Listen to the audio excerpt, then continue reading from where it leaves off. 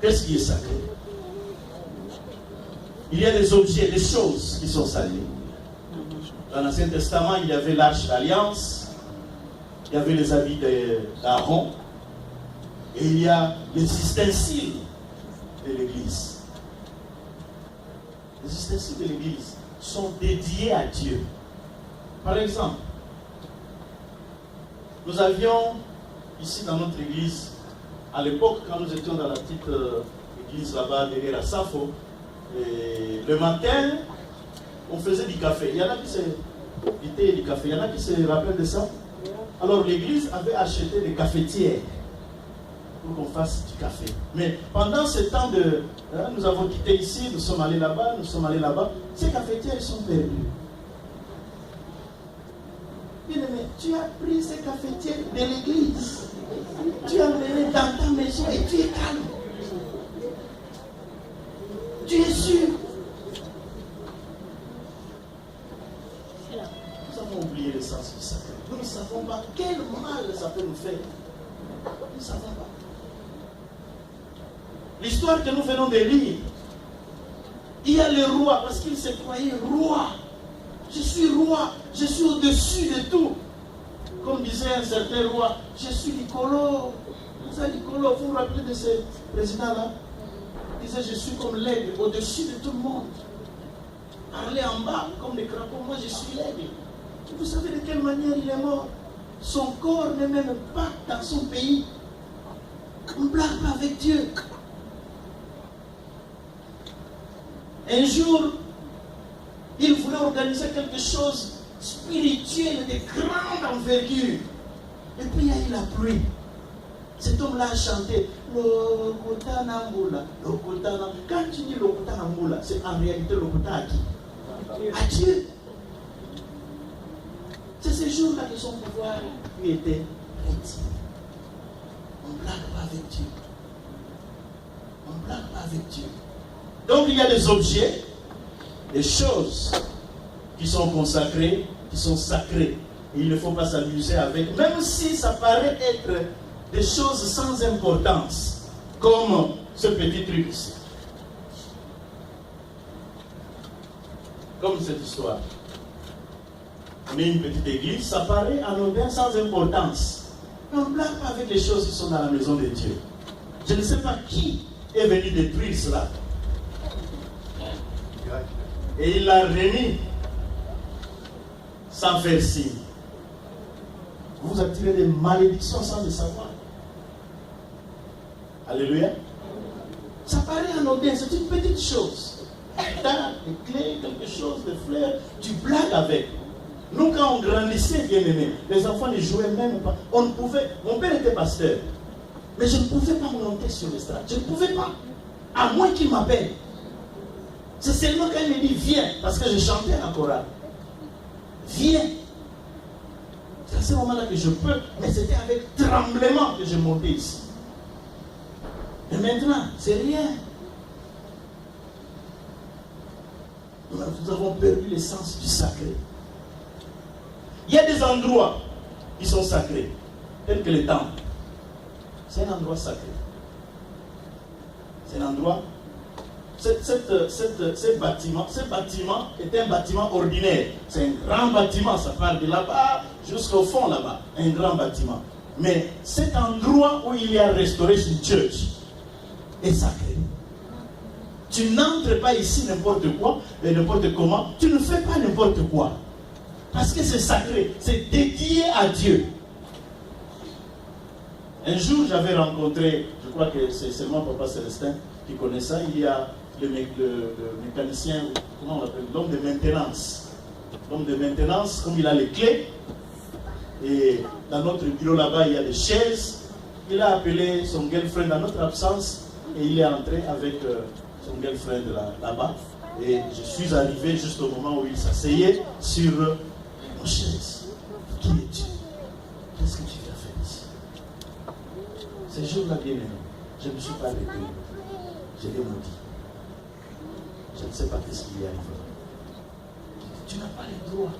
Quand tu entres ici, c'est pour maintenir. Mais tu ne peux pas prendre ton girlfriend, tu l'amènes ici. Ça, c'est un endroit sacré. tu as reçu la malédiction en faisant ça. Le temple est un endroit sacré. Le buisson ardent dans la Bible, Exode chapitre 3, verset 1 à 8, était un endroit momentanément sacré. Qu'est-ce qui s'est passé dans le buisson ardent? Dieu s'est présenté à Moïse. Tout d'un coup, il y a eu un buisson qui s'enflammait, il y avait le feu, mais ce buisson-là ne se consumait pas. Alors Moïse tournait autour pour voir qu'est-ce qui se passe.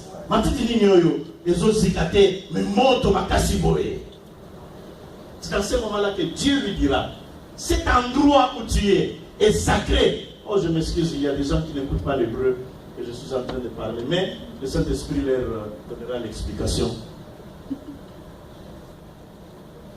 dans leur esprit. Amen. Amen. Dieu a dit à Moïse, Moïse, cet endroit est sacré. Tu ne peux pas te promener tout autour comme tu veux. Enlève tes sandales. Je me rappelle aussi que quand nous étions tout enfants, il y a des endroits où on n'entrait pas. Dans les temples, on n'entrait pas avec ses souliers. Est-ce qu'il y en a qui se rappellent de ces choses? C'était à notre époque. On est quand même les gens d'une certaine époque. On n'entrait pas avec des souliers. Parce qu'on avait du respect, de la révérence pour les choses de Dieu. Il y a des personnes, troisièmement, qui sont sacrées. Personnes qui sont sacrées. Dans l'Ancien Testament, c'était le roi et les prophètes. Dans le Nouveau Testament, nous avons 5 ministères que Dieu a donnés. C'est vrai que tout chrétien est sacré. Mais ceux qui sont consacrés sont sacrés à un autre niveau. Il y a une sœur qui m'avait dit, ah, pasteur, toi tu crois qu'il n'y a que toi qui es homme de Dieu. Nous aussi nous sommes des femmes de Dieu, non? C'est vrai, maman, c'est vrai. Mais faites très attention. Parce que chercher à te comparer à moi peut t'amener des malédictions. Peut t'amener des malédictions. C'est déjà arrivé avec Moïse et ses frères. Aaron était serviteur de Dieu. Myriam était prophétesse, servante de Dieu. Mais la Bible dit que Dieu parlait à Moïse d'une manière différente. Et Moïse a fait une bêtise. Il est allé épouser une femme étrangère. Alors Myriam et Aaron sont venus devant Moïse et ont dit, Moïse, tu crois que Dieu ne parle que par toi? Dieu nous parle à nous aussi. Tu as fait une erreur. La Bible dit que Dieu entendit cela. Nous pouvons aller dans la Bible bien-aimée. Nombre, chapitre 12. Il y a des choses, quand tu lis la Bible, tu te dis, il y a des gens qui blaguent avec les sacrés. Nombre, chapitre 10. 12.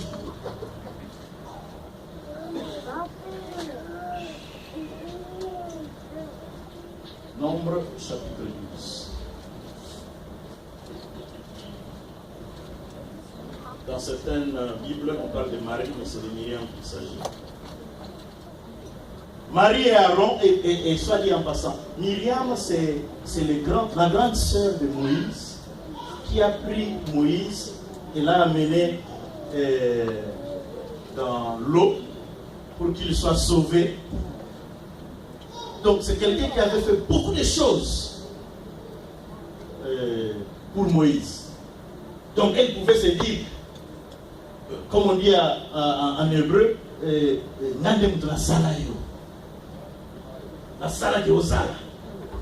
c'est moi qui t'ai fait. N'est-ce pas? Elle pouvait dire ça. Alors regarde, Marie et Aaron parlèrent contre Moïse au sujet de la femme éthiopienne qu'il avait prise, car il avait pris une femme éthiopienne. Ils dirent en eux-mêmes, est-ce seulement par Moïse que l'Éternel parle? N'est-ce pas aussi qu'il parle par nous? Verset 3. Le danger arrive et l'Éternel l'entendit. Or Moïse était un homme fort patient. Moïse était patient, mais pas Dieu. Enfin, Dieu est patient, mais il y a des choses qui ne lui rendent pas patient. Moïse était fort patient, plus qu'aucun homme sur la face de la terre. Soudain, l'Éternel dit à Moïse, à Aaron et à Marie. Donc c'est vrai qu'il lui parlait aux trois. Allez-vous trois à la tente d'assignation. Et ils y allèrent tous les trois. L'Éternel descendit dans la colonne de nuée et il s'était à l'entrée de la tente. Il appela Aaron et Marie qui s'avancèrent tous les deux. Il a laissé Moïse, Aaron et Myriam avancer. Il pouvait se dire, oh, voilà, il a laissé Moïse, il nous a fait avancer. C'était aux alicolo. Et il dit, écoutez bien mes paroles.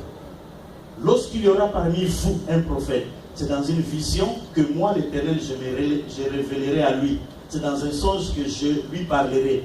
Il n'en est pas ainsi de mon serviteur Moïse. Il est fidèle dans toute ma maison. Je lui parle bouche à bouche. Je me révèle à lui sans énigme. Et il voit une représentation de l'Éternel. Pourquoi donc n'avez-vous pas craint de parler contre mon serviteur, contre Moïse?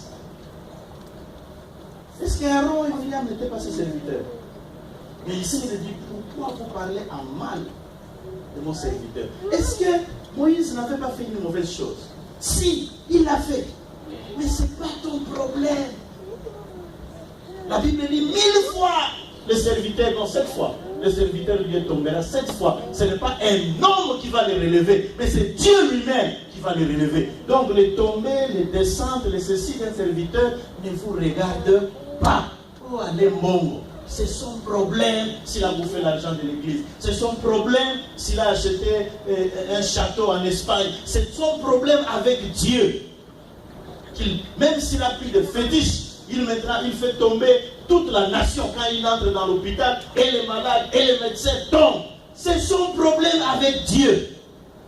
7 fois, il tombera. 7 fois, Dieu le relèvera. Ce n'est pas votre problème. Bien-aimé, j'ai peur de parler en mal d'un serviteur de Dieu, même s'il est bon. J'ai très peur. Dans la Bible, il y a eu David. Dieu avait déjà rejeté Saoul. Mais David était résolu de ne rien dire de mal de Saoul, ou de lui faire du mal. Parce que David avait le sens du sacré. Ce qui est à Dieu et à Dieu. Qu'est-ce qui arrive lorsqu'on ne respecte pas le sacré? Il y a des malédictions, il y a des punitions, il y a même la mort. Les cas d'Ananias et Saphira, quelqu'un peut me dire, oh mais ça c'est de l'Ancien Testament ça. Ananias et Saphira, c'était après Jésus-Christ. Ils sont venus, parce qu'il y avait la coutume dans cette église, vous vendez les choses, vendez ce que vous voulez. Votre liberté se limite à décider qu'est-ce que vous allez vendre. Mais dès le moment que vous avez vendu cet argent-là, puisque c'était convenu dans l'église, ça doit être donné en entièreté à l'église. Mais Ananias et Saphira se sont dit, c'est beaucoup d'argent ça. Nous avons vendu notre propriété, c'est beaucoup d'argent. Le pasteur Pierre n'a pas droit à cet argent. Nous allons lui donner un peu. Et ils se sont convenus, monsieur et madame, on va lui donner seulement $10 000. Le reste, c'est pour l'avenir de nos enfants. Et ils sont venus. Simon Pierre leur a demandé, ah, c'est beaucoup d'argent. C'est tout ce que vous aviez eu. Oui, pasteur Pierre, c'est tout ce que nous avions eu. Ok. Et Pierre va leur dire, pourquoi avez-vous menti au Saint-Esprit? Ils ont menti en réalité à qui? À Pierre. C'est à Pierre qu'ils ont menti. Mais en mentant à un homme de Dieu, tu mens à qui? À Dieu, sans le savoir. Et puis l'homme est mort. Quelque temps après, c'est la femme qui s'amène bien habillée, bien parfumée. Elle arrive à son tour parce que maintenant, la convention a commencé. Elle arrive, on lui pose la même question. Vous avez vendu bien, pasteur Pierre? Vraiment, nous t'aimons beaucoup, nous aimons notre église. Vous avez tout vendu, oui, oui, oui. L'argent est là, oui, oui, oui. Tu ne mens pas. Oh, comme dit papa, mais wallahi. Pourquoi vous mentir, pasteur Pierre? Alors Pierre lui dira, tu vois, ces gens-là qui viennent d'arriver, c'est parce qu'ils sont allés ensevelir ton mari. Toi aussi, tu vas les suivre. Et du coup, elle est tombée et elle est morte. Nouveau Testament. Après Jésus-Christ. Lorsque nous ne respectons pas ce qui est sacré, nous attirons problèmes sérieux sans le savoir. Quels sont les bénéfices du respect du sacré? Les sacrés sont des moyens de Dieu pour entrer en communion avec nous et même pour nous bénir, pour que nous puissions recevoir de lui. Avant de parler de cela, je vais vous citer quelques personnes dans notre époque contemporaine ici qui n'ont pas respecté les sacrés. Et qu'est-ce qui leur est arrivé? Le premier exemple, c'est John Lennon. Beaucoup d'entre vous ne le connaissent pas parce que vous n'étiez pas nés quand il y avait les Beatles ici aux États-Unis. Il y avait un orchestre très fort, les Beatles. Ah, c'était à Londres, oui. Les Beatles. C'était des chanteurs de haute qualité. Et il y avait un d'entre eux qui s'appelait John Lennon. À une émission télévisée, il a dit, nous sommes plus populaires que Jésus-Christ. Notre popularité dépasse Jésus. Jésus avait des hommes simples, mais nous, ceux qui viennent à nos concerts, c'est des gens bien. Donc nous sommes plus que Jésus. Quelque temps après, cet homme a été abattu par 6 balles. Comme ça. Il est mort. Deuxième exemple, c'est le président du Brésil. Il s'appelait Tancredo Neves.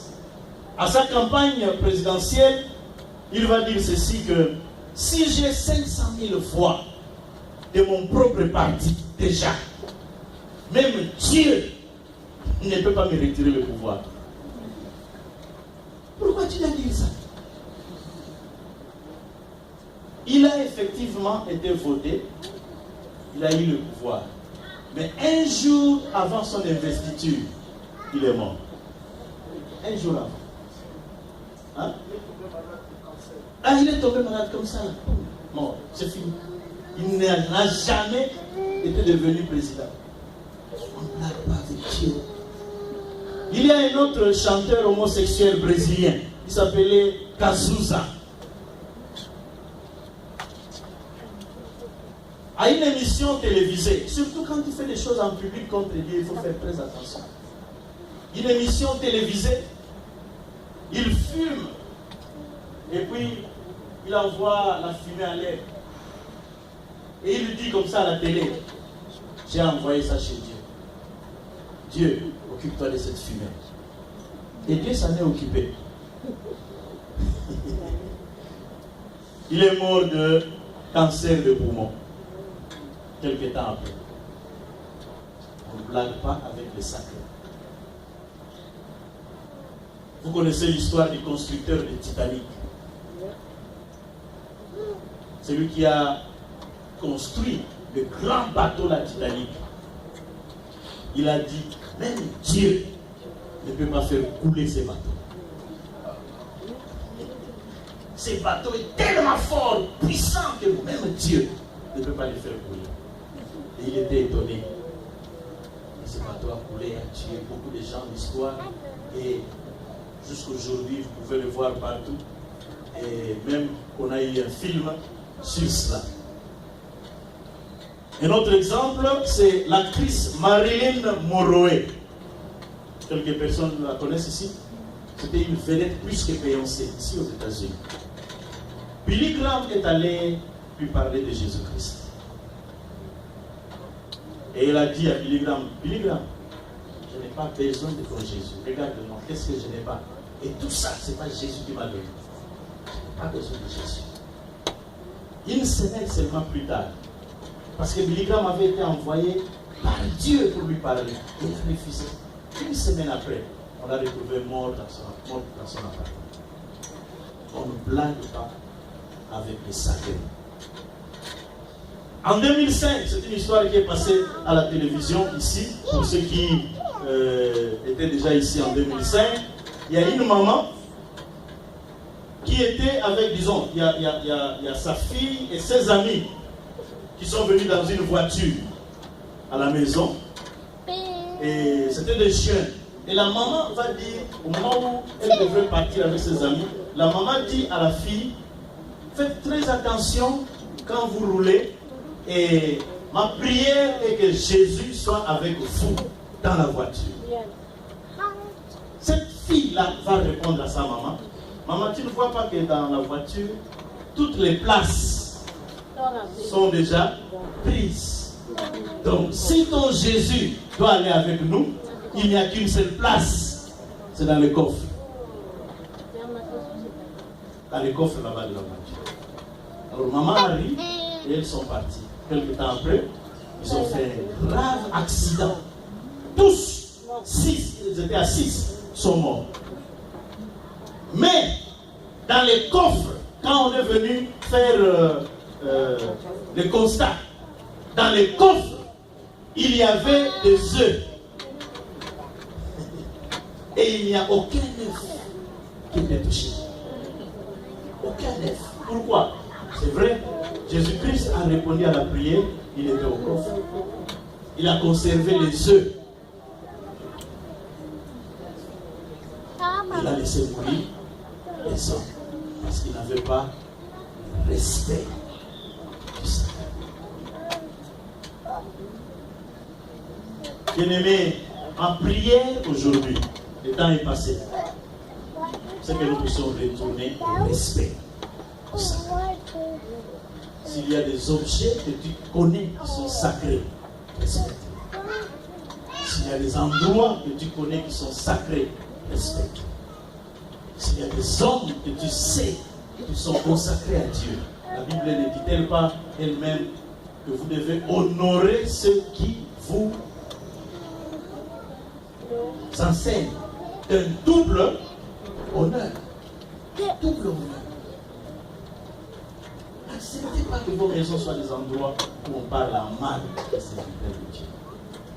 Même pas seulement celui de restaurer spirituel, n'importe quel pasteur. Même s'il a fait quelque chose de mauvais, si vous arrivez dans un endroit où on commence à parler de mal des serviteurs de Dieu, dites-lui, moi je respecte ce qui est sacré. Ce n'est pas dans mon devoir de critiquer, de dire du mal. Ce n'est pas mon problème. Mon problème, c'est de suivre la Bible, ce qui est dit. Et d'un jour, d'aller au ciel. Nous voulons restaurer le sacré dans notre église. Respectons tout ce qui appartient à Dieu. Les offrandes, les dîmes, je sais pas moi, les chaises, même les tapis. Bien aimés, nous ne pouvons pas être à l'aise quand nous avons amené un enfant à l'église, nous lui avons donné les chiots, comment on appelle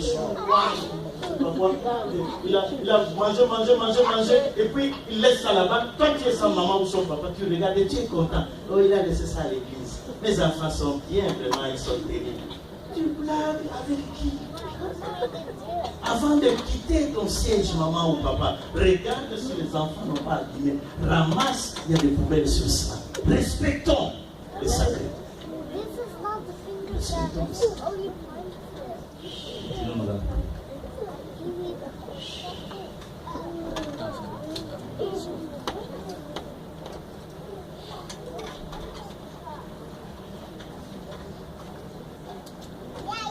Commence à prier. Combien de fois tu as été loin du sacré? Combien de fois tu n'as pas respecté le sacré? Demande pardon à Dieu et prends la décision, Seigneur, à partir de maintenant, je respecterai ce qui est sacré pour ma propre dévotion. Prions ensemble. Prions au nom de Jésus. Seigneur, pardonne.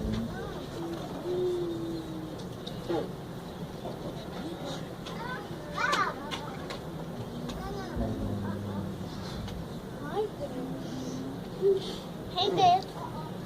Et me prive de la demande pardon à Dieu. Arrivé une fois ou deux, de parler un mal à des noms de Dieu ou des hommes de Dieu. Dieu n'était pas content. Peut-être tu as été frappé à une malédiction que tu ne vois pas encore. Mais aujourd'hui, Dieu t'a accordé la grâce de répandre ton cœur et de demander pardon. S'il y a une femme dans la Bible qui est restée stérile durant toute sa vie jusqu'à sa mort, c'était Michal, la fille de Saül. Parce qu'elle avait manqué de respect à David quand David dansait pour Dieu. Dieu n'aime pas ça. C'est moquer de ses serviteurs. Demande pardon à Dieu. Dis-lui Seigneur, pardon. Dis-lui Seigneur, pardon. Oui, prends tout, Seigneur, tout Seigneur. Oui, prends tout, Seigneur. Et en éternel, j'abandonne tout avec toi. Oui, prends tout.